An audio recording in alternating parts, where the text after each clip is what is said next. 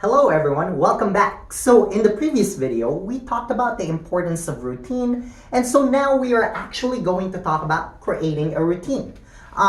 Based on that last video, you might feel pressured and say, great, I now have to create a routine and actually follow it. But remember, the purpose of the routine is to help create a sense of control by creating some sort of normalcy, not to add more pressure, right? No more pressure. So in the beginning, you might feel stressed in building a routine, but this video is designed to help navigate that. So let's talk a little bit about the elements of building a good routine, especially in a pandemic. So the first element is make sure you include some movement in it. Right now, we are all moving a little less, so in your daily routine, include several, every hour if possible, short moments of physical movement. Do what you can. Doesn't have to be complicated. It can be short and sweet. You can walk, but regardless, just move your body as much as you possibly can.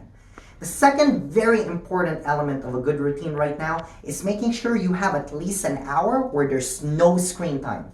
This means no TV, cell phones, tablets, anything like that for at least an hour a day. Boredom is actually very healthy, and it's when we get most creative. Finally, the third most important element of a routine right now is social time. This can be time with your family who are with you at home, a time that you all do an activity together, or it can even be a Zoom conference call, a scheduled one with friends and family, or just an hour block where you go through your contact list of friends that you would normally talk to every day and you check up on them. All right, now remember, here's the deal. Routines can be hard, so make sure you practice them every day until you get the hang of it. Right now, if you're homeschooling your kids, make sure that you schedule in breaks. If you're not homeschooling your kids yet and you feel pressured, like, am I going to do good homeschooling your kid? Let's take a break, right? That is not your top priority right now. Remember, school and being a teacher is hard, so ease yourself into it. First, build a good routine with your kids, then slowly add school time into it. Now, remember that routine is designed to help you build a sense of control. So make it simple. Make it fun. Build it with your family and kids. Don't just do it by yourself. Do Nerf wars with them or paint your faces as part of the routine, right? If you're new to routines, definitely start small. Start with a morning routine, then build it from there. If you're planning to schedule your entire day, then make sure you include a big chunk of free time where you're not bound to the routine at all. Now, finally, make your schedule fluid.